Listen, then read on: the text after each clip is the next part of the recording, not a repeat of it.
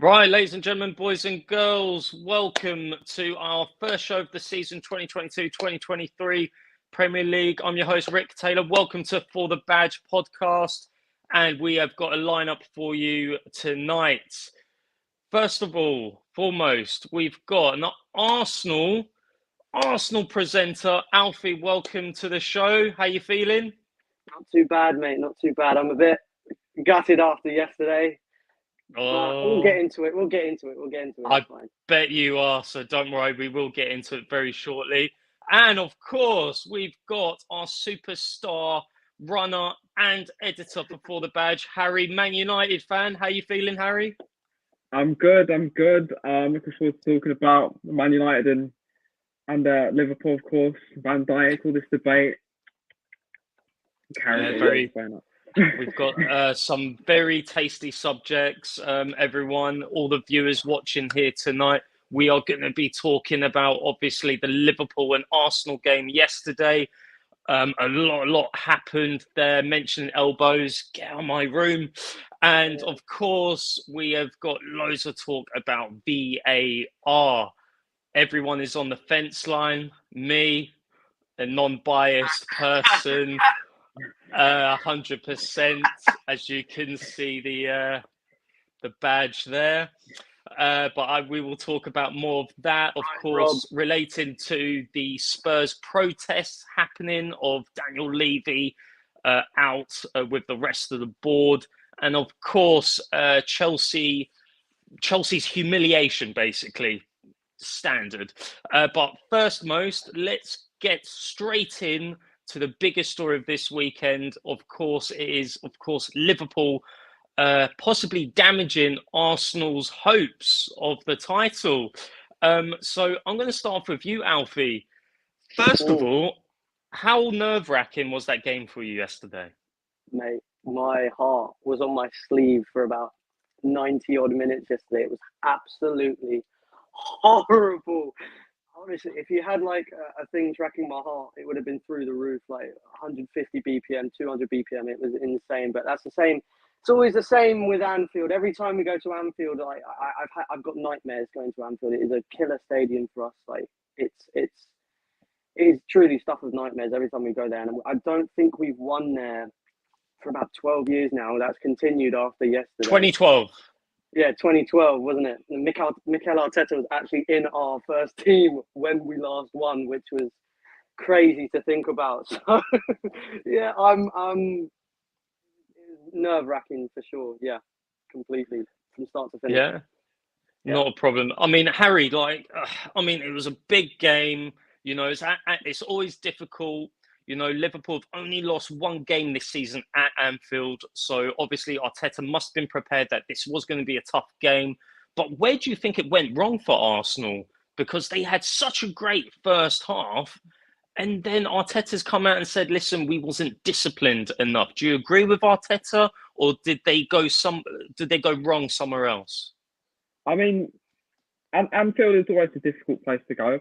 Man United will tell you that.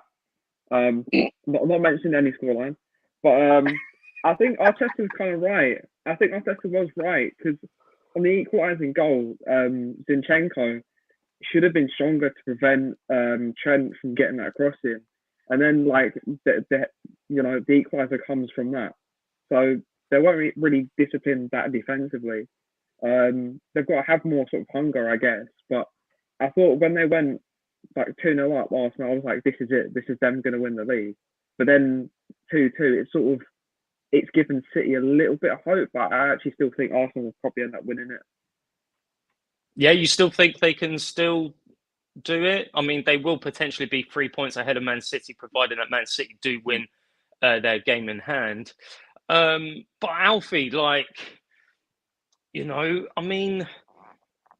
with that first half, do you think there was a lot of errors made by Arsenal where they were going in for the counter-attack and they were leaving themselves vulnerable? In terms of the first half was perfect up until Granit Xhaka started having a little bit of a for Trent Alexander-Arnold. Once that got the crowd going, that's where I think we went wrong. Is what like at Anfield. Once you get the crowd going at Anfield, there's like it can completely change Liverpool as a side.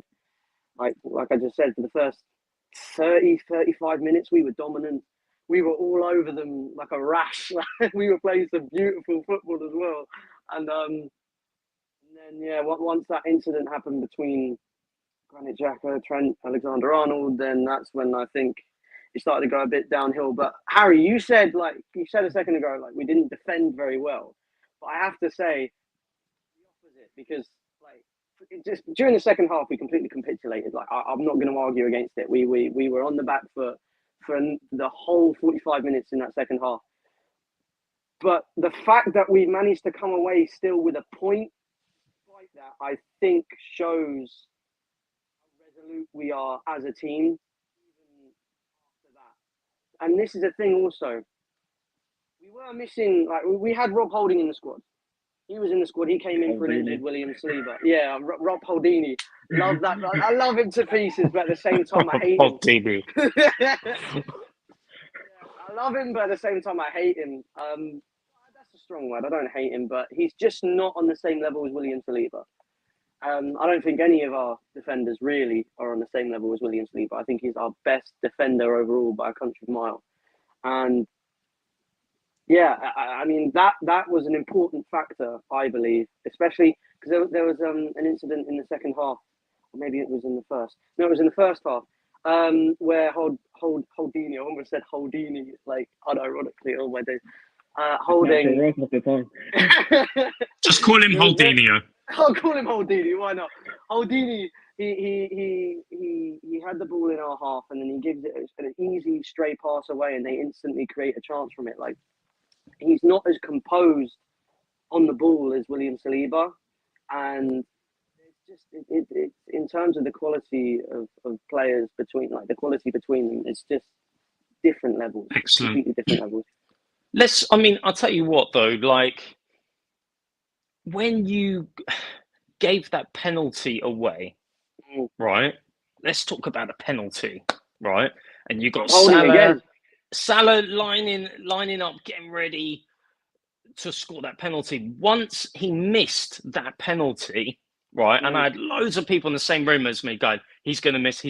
And I'm like, please, if you miss, I swear to God, I swear I am going to go crazy. And then he missed the penalty. I ran outside. I was like, I'm not watching this game anymore. But did you guys believe, do you know what? We've got this in the bag now after that miss. Or did you think, do you know what? This is still going to be a tough game. It was all about the next 10 minutes for me after that penalty. All about the next 10 minutes. And for the next 10 minutes after that, we were still on the back pedal. I thought that might give us a little bit of hope. Yeah.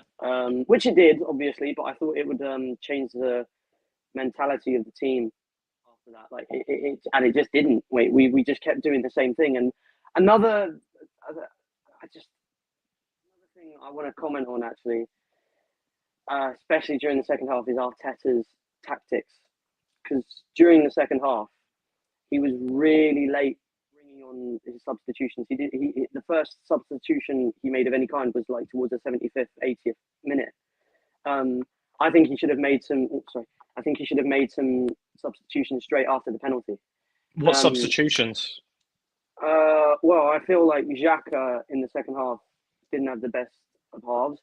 Ben White was getting overloaded on that right-hand side, and he wasn't having his best game by that point.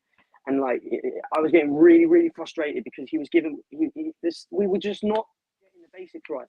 And I think one of the players we have, who is one of the best players in the world at just getting the basics right, Jorginho. I can't even remember. Was he on the bench, actually? Let me double check. Was he on the bench? I think he was, right? I think he was. Let me just double check. Sorry. I'm sure he was. Squad. Yeah, he's on the bench. He didn't even play. Jorginho didn't even play, and he is a master at controlling games. That's one of the big reasons why Arteta signed him in the first place. Like, not just as a backup to Thomas Partey, but as a man with experience who's able to eke games out, because his ability at being able to keep the ball and keep possession of the ball is incredible. Let's make you feel a lot 10 times better, and let's assume that he was injured. Yeah. Okay. But Harry, tell me, like, what happened with this elbow from the assistant ref to Robertson? You know, was there anything like? Are you defending the referee? Was Robertson at fault there? Because it looked like to me that Robertson was trying to get the referee's attention, put his hands on him, and the referee. It kind of looked to me that the assistant referee was just like, oh, do you know what? Just he was shrugging him off. It didn't look to me like a proper. Well, I don't know. It's a weird one, right? Because I reckon both parties are to blame. I think if you're a player and you're going up to the referee to confront the referee, obviously there's going to be some sort of reaction. Like I think if that was somebody like outside of football, like there'd always be that reaction. So I feel like the assistant ref was wrong still to push Robertson. And I feel like he was kind of like shrugging him off, wasn't he? Though, you know, I mean, you had that comment. Like, I mean, Harry, you got your idol Roy Keane for Sky Sports saying, "Oh, stop being a baby, stop being a baby. He's being a baby." That's terrible. Accent, you know, I can. It's fine. It's better than mine. No, I feel like with Keane's probably spot on because at the same time, like Robertson, if you're crying about the game that much, just get on with it. In the words of Roy Keane, do a job.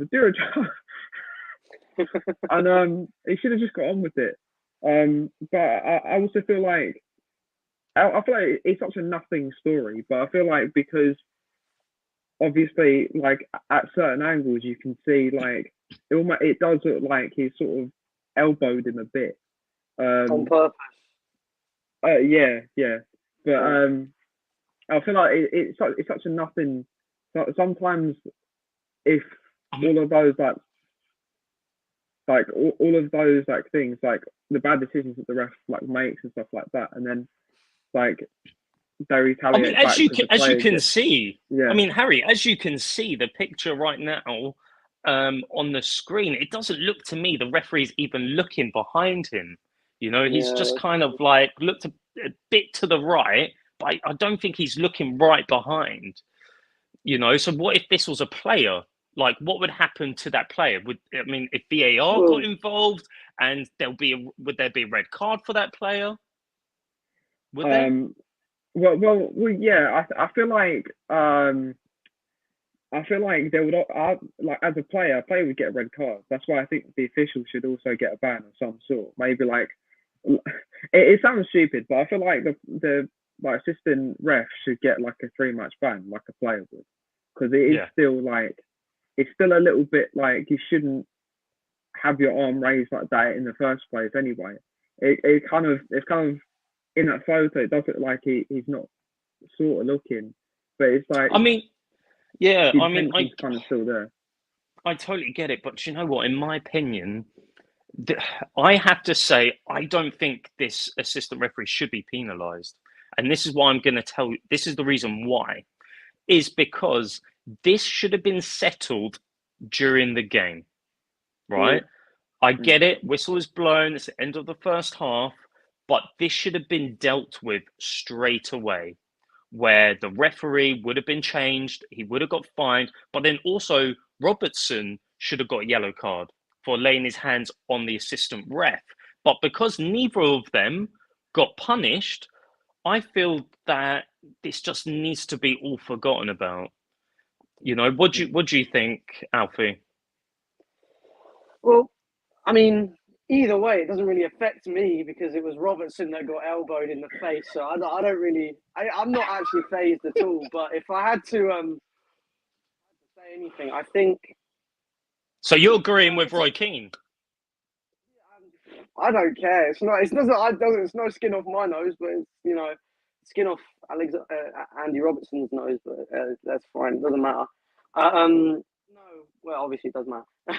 No, it's a tricky one. I don't know whether he should be penalised or not. I keep thinking about Mitrovic situation. How long has he been banned for? What was it? 8, 9 games? What did he 8 even do games. again? I've forgotten. It was Push the official. The official.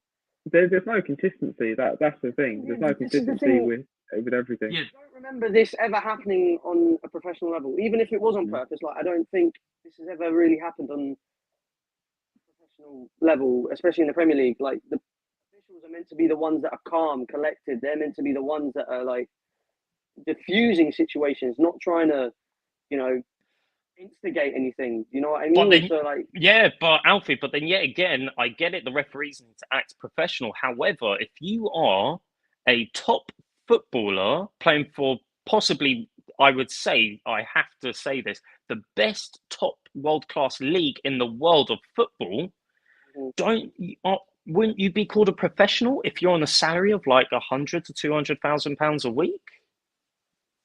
I don't know. It depends. I don't know about anything about the wages, but it depends just on you as a character, I guess. That's all I would say on that. Yeah, It depends on you as a person.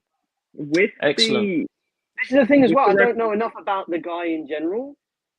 Yeah. Obviously, he's an official. They don't have as much limelight, and compared to the actual footballers, like it's really tricky. Yeah. To really say anything. Go on, Harry. I was going to say, England and France actually are the only two countries to have like an association for referees. So there is a lot of protection for referees within England itself, anyway. Like compared to like other countries within across the world, because only England and France are like the two countries. So I feel like I mean, don't know. It's one of those things, really. It's a difficult one, but don't forget this is in the hands of the PGMOL. So basically, what they're doing is they've decided to suspend the assistant referee for now, while they open to investigations. So they're hoping to get a decision done in the next 2 or 3 days. So we're going to learn plenty more this week, and possibly we can touch on this topic a lot more next week. But before we stop talking about the Arsenal-Liverpool game, what's your final predictions, both of you, for Liverpool this season? I'm curious. So let me start with you, Alfie. What's your final prediction? My final predictions for Liverpool. Let me just check the league table. Where are they right now? Last time I checked, they were like 10th. Where are they now? They're 8th. Oh, they're 8th now. 8th. Okay. 8th, that's not a Conference League spot, is it? No, 7th is. But they're only a couple of points behind. And they have a game in hand on Villa. Liverpool, where they're gonna finish, you mean? Yeah, where they're gonna finish. Can they be top 4? No, absolutely not. I don't think they're getting top 4. Not with 8 games 12. left. I think with 8 games left, they've really left it too late for a push for top 4 now. I think it's a bit too little, too late for them now. I think they could get Europa League football at the most. I'm going to say 6th. I'm going to say 6th place. I think either Tottenham, Man United, or Newcastle are going to be the main ones battling for top 4. And then I think the highest I think Liverpool can finish is 6th. Okay. Harry, do you agree with Alfie there, or you think Liverpool ain't going to qualify? I was going to say, about a month ago, after the 7-0, I would have said Liverpool will finish top 4. But they've not won a game since. So I do agree with Alfie. I think 6 is probably fair. Because they're too good of a side not because they're an 8, they'll climb up the table. Yeah. Because despite how bad they are at the minute, they've still got that experience, haven't they? Yeah. I mean, they've still got Salah, they've still got Firmino, they've got Diaz to come back as well. The forward line is always there. It's just midfield-wise, it's so poor. And they probably need about 3 new players, and players that are under 30, not James Milner on a 20-year contract. Yeah. Right, let's move on because we're squashed for time there. So, your final prediction, Harry, for Liverpool? 6th. What about you, 6th? Do you know what? You're probably going to laugh at me. But but I'm not very hopeful for Spurs this season. So I think Liverpool are going to overtake Spurs and possibly get the 5th spot.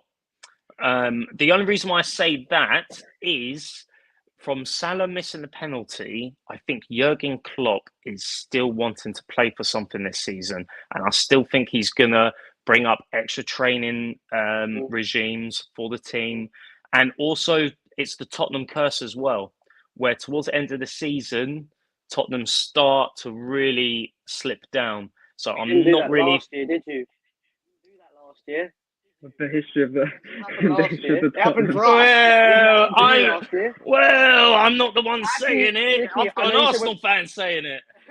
I know you said we're pressed for time, but I have to ask you, both of you, actually, one question. Go. I have to ask you something. Sorry. Do you think Klopp will be there next season? 100%. Yeah, he'll be there. I can see. I don't know. Yeah, I was curious. Just wanted to ask anyway. No, I'm sorry, but Liverpool ain't Chelsea. They're not going to win the Champions League and get rid of their manager the next season twice. So that's very silly. Also, Arsenal.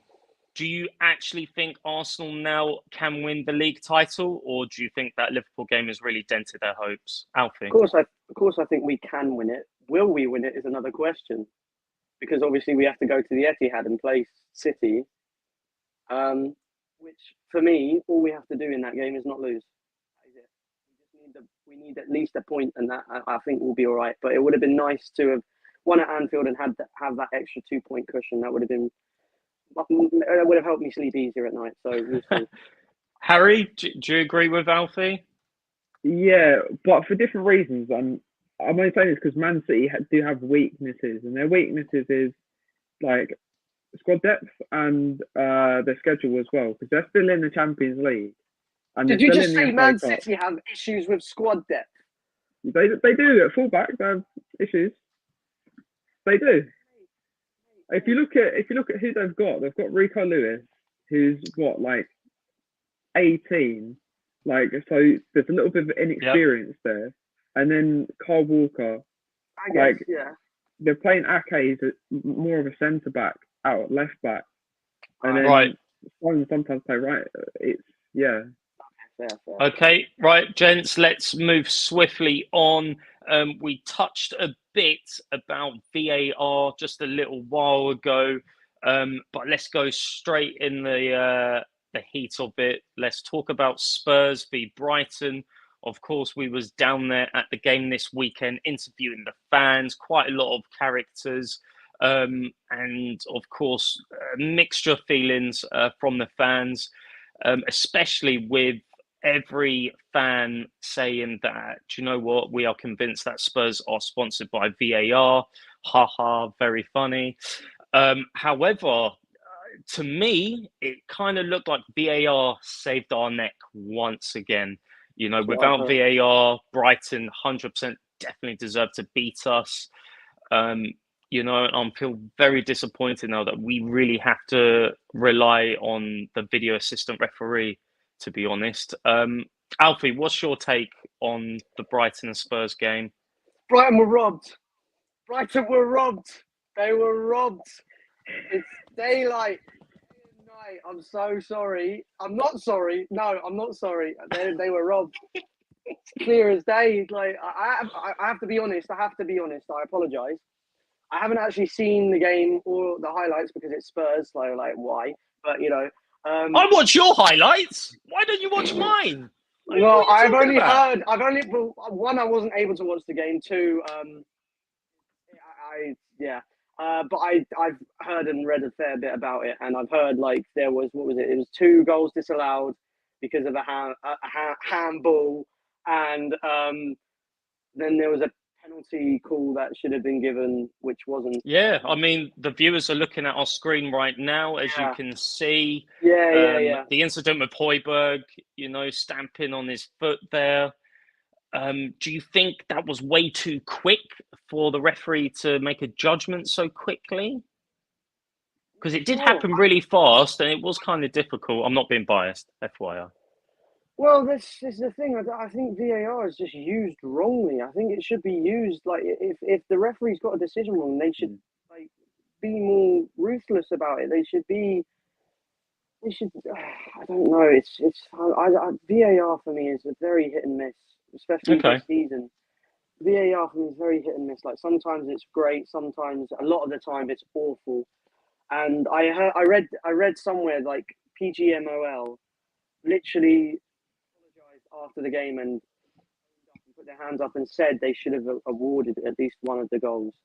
I mean, yeah, let's 100% agree with you there. Like, Harry, let's talk about that because, you know, how devastating could you be if you were a Brighton fan or the Brighton manager or the Brighton players where PGMOL comes out the very next day and say, do you know what? We put our hands up.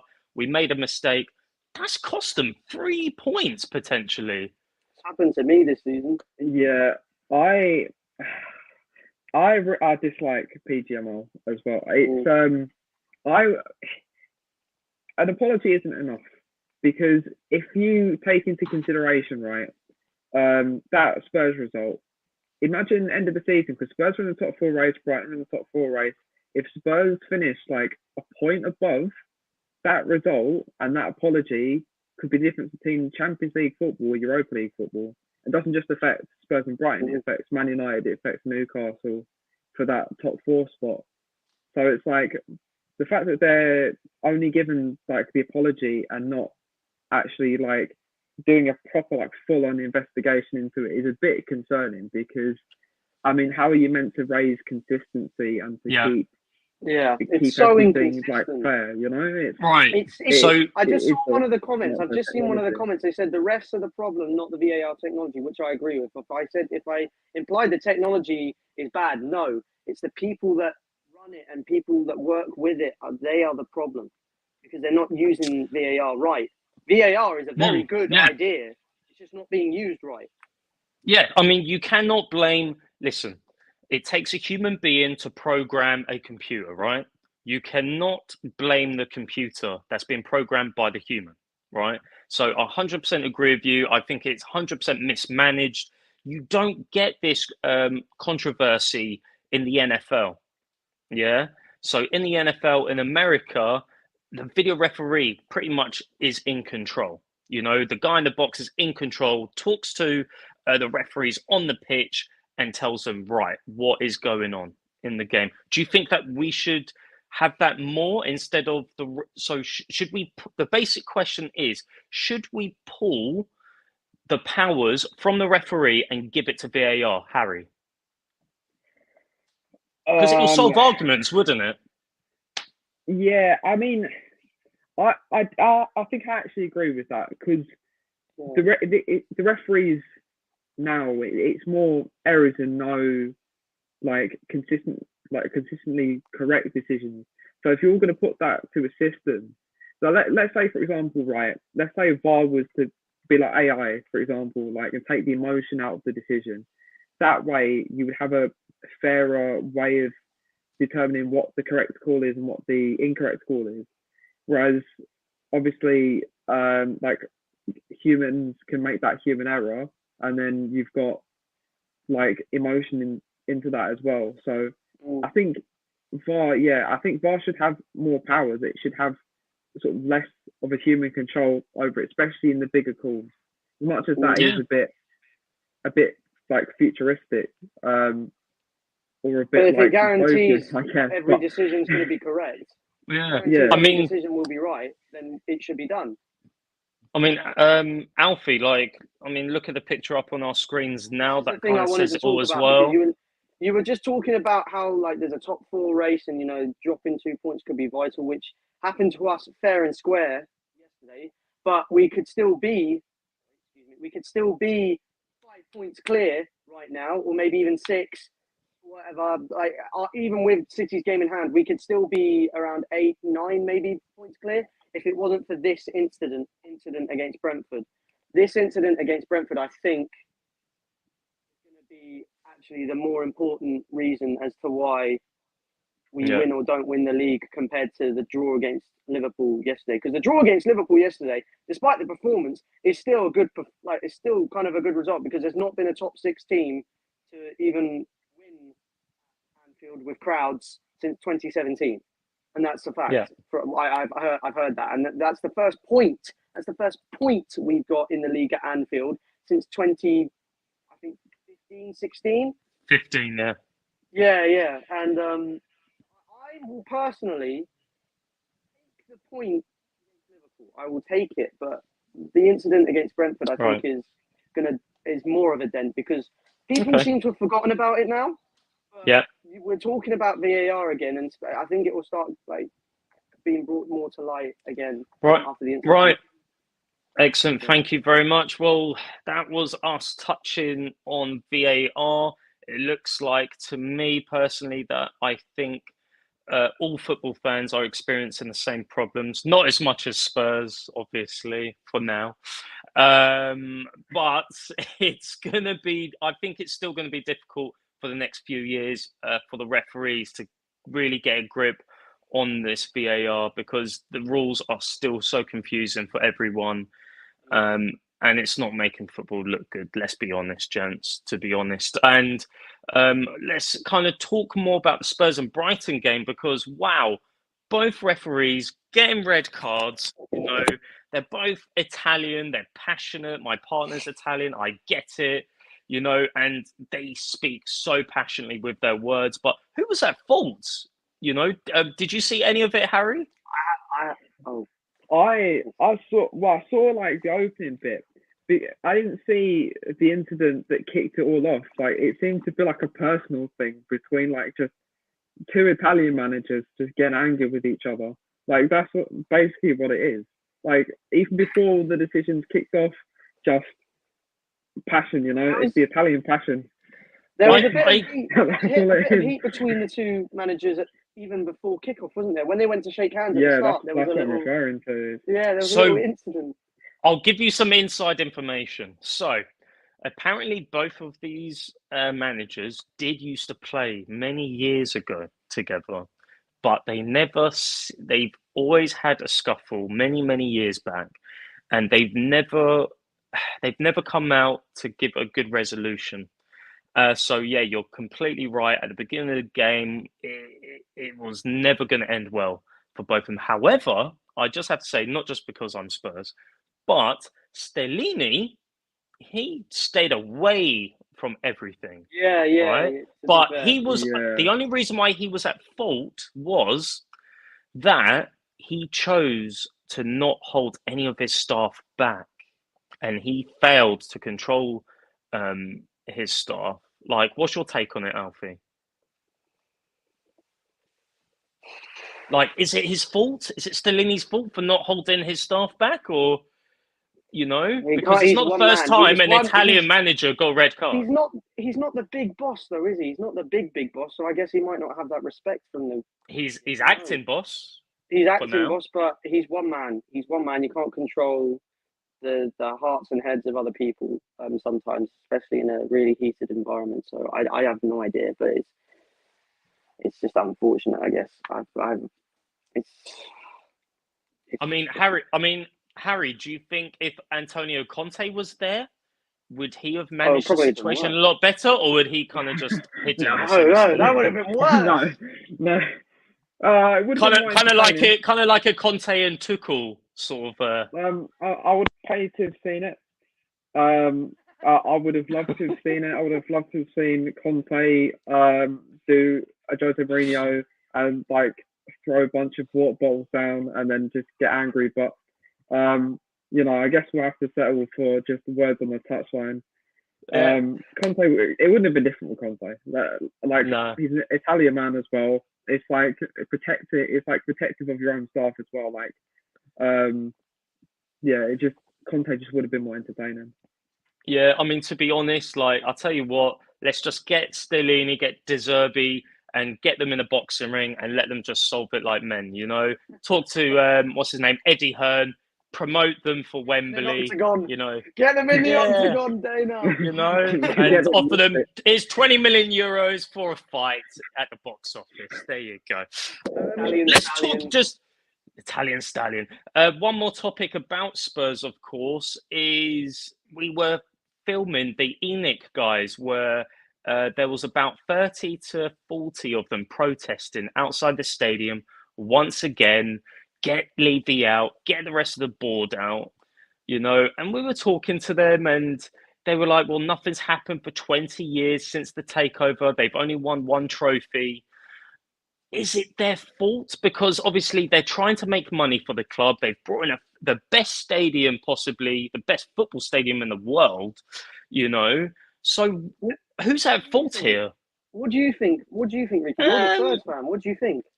Do you know what? Like, I'm kind of half agreeing with them. Like, I think that, to be honest, I think that they've got too much control over who is purchasing the players during the transfer windows. Should it be more with the manager and the staff or the football director? That sort of thing? I think it should be to do with the sporting director. Yeah.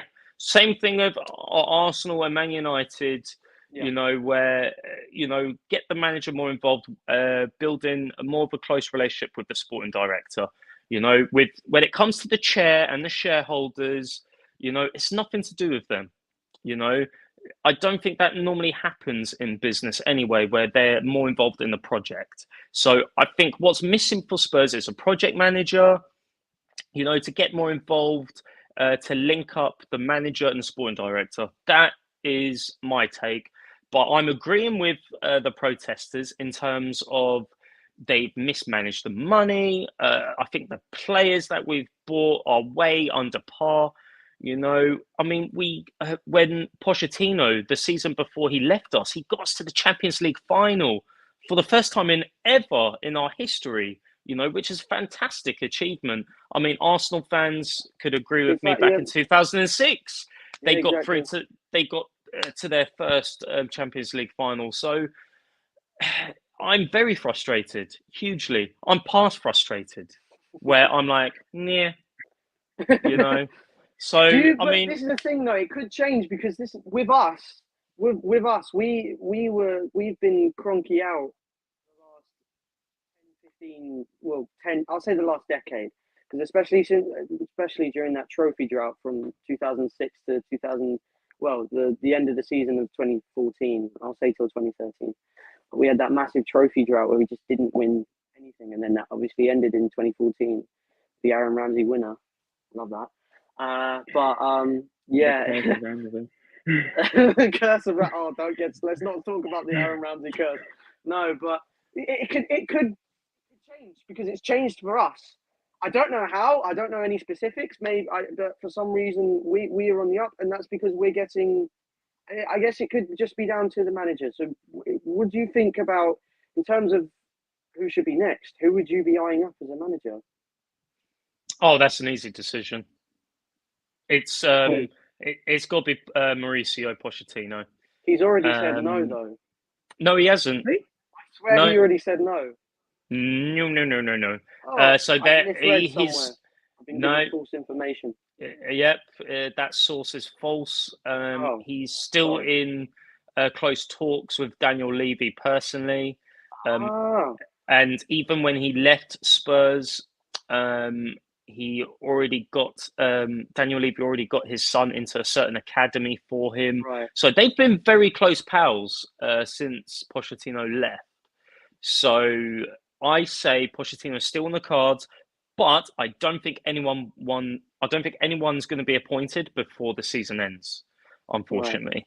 So Stellini, I think, is here for good until the end of May. We've just had Alex. I think it's Alex, one of our presenters. He's just said I don't think there's an issue at Spurs at all. The fans just need some perspective. So many good teams are in the Championship and League One due to mismanagement. Spurs are nowhere near that. What do you think? That's what Alex has just said. I think that's our Alex. It's a good point because obviously I don't. Yeah, go on, Harry. Like it's a good point because I mean, look at the teams that have gone down, right? Like for example, like Bolton, they were in the Premier League in like 2012, and they almost went like yeah, exactly, like Sunderland, like even like Blackpool, Portsmouth, the big one. Blackburn won the Premier League. What was it in 1995, 96? They won it, and look where they are now. It happens. I mean, it happened with Leeds. Probably. I mean, Alex Williams is a Leeds fan, and I'm pretty sure that he remembers the times where Leeds was qualifying for the Champions League and everything. Ferdinand So and everything back when they had Rio. yeah, but I kind of half agree with Alex there, but I still think Spurs are mismanaged in the way that I said. I'm sticking to my guns. They need a project manager. Oh, we've got another comment in from Games VAFC. If Spurs got Poch back and he doesn't succeed, it could tarnish his Spurs legacy and finish him as a manager. 100% disagree with you. I'm really sorry. Because number one, Pochettino can't do any worse.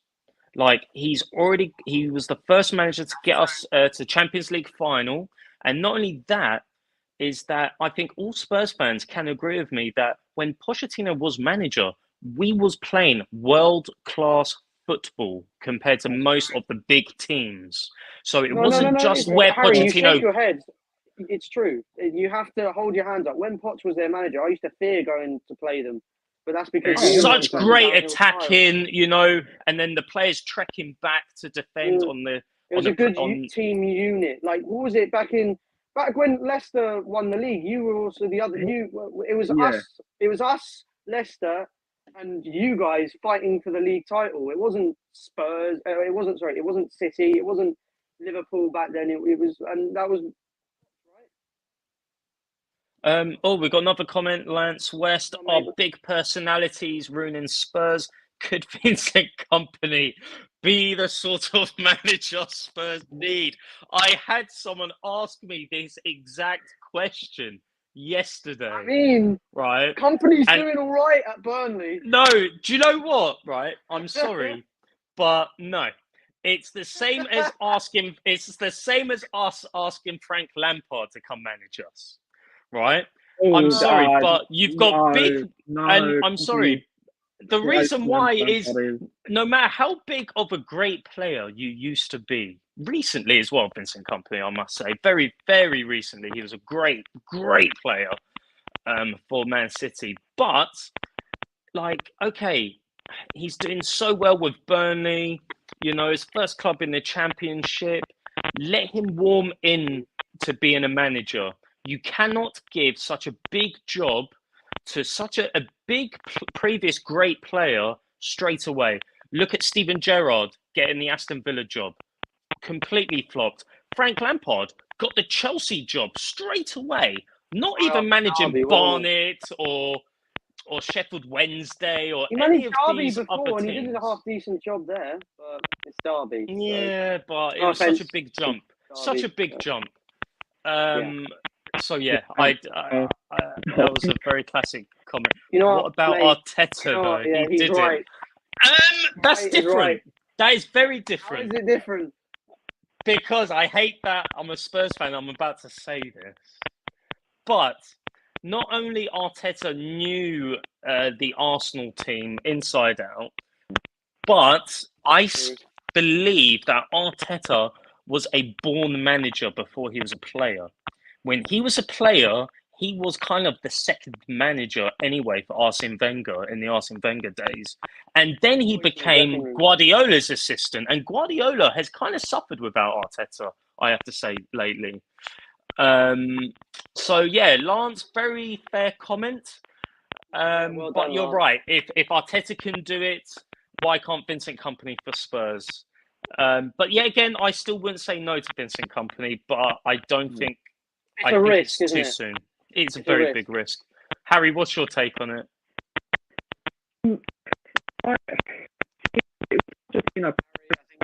Someone's microphone is playing up there.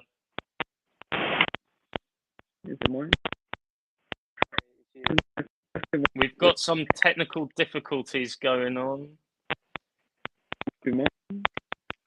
Harry, just mute your mic for a second. Okay, cool. Oh no, I think it's sorted. Yeah, that's because he's muted. Harry, do sign language.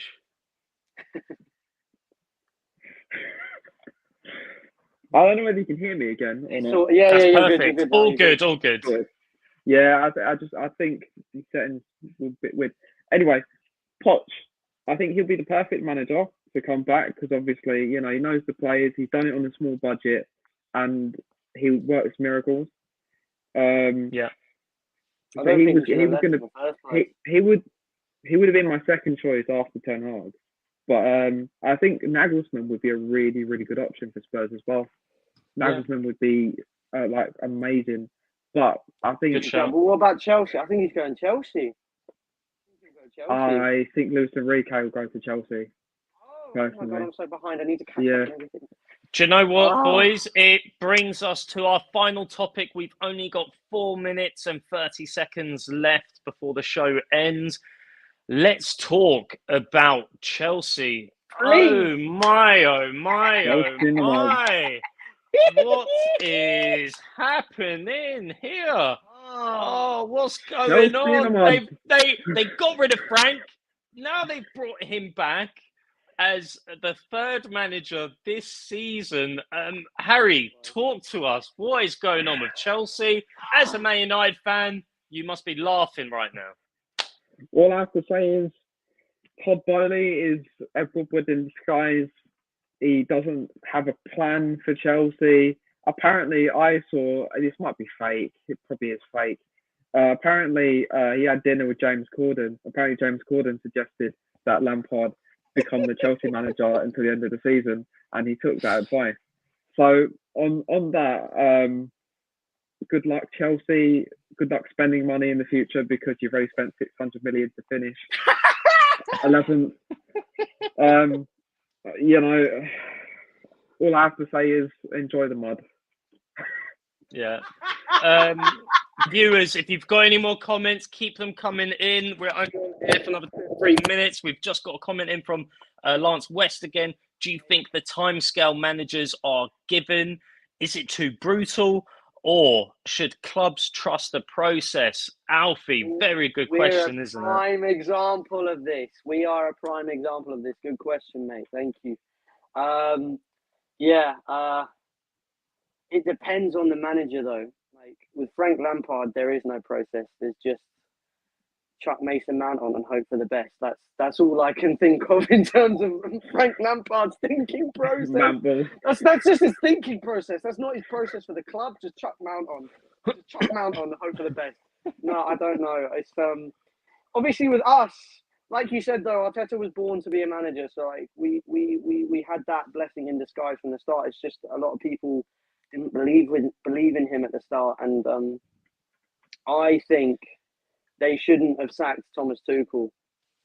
No, of course not. I don't think they should have sacked Thomas Tuchel because he won them the Champions League for crying out loud. Like, but Chelsea have done that twice to two previous managers. I know they've done that twice, but like, need I say any more? They like Lance just said. I don't think they should have kept Potter. Lance, no, because he, on the other hand, is not proven like Thomas Tuchel was. Right, we've got 1 minute left. I'm really sorry, Alfie.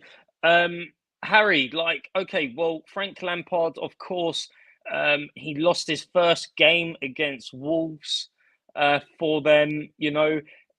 Can this be another sack in the next 3 games if Frank Lampard doesn't get any points for Chelsea? Well, no. I mean, with Lampard, he's only brought him to the end of the season for vibes. That's all it is. When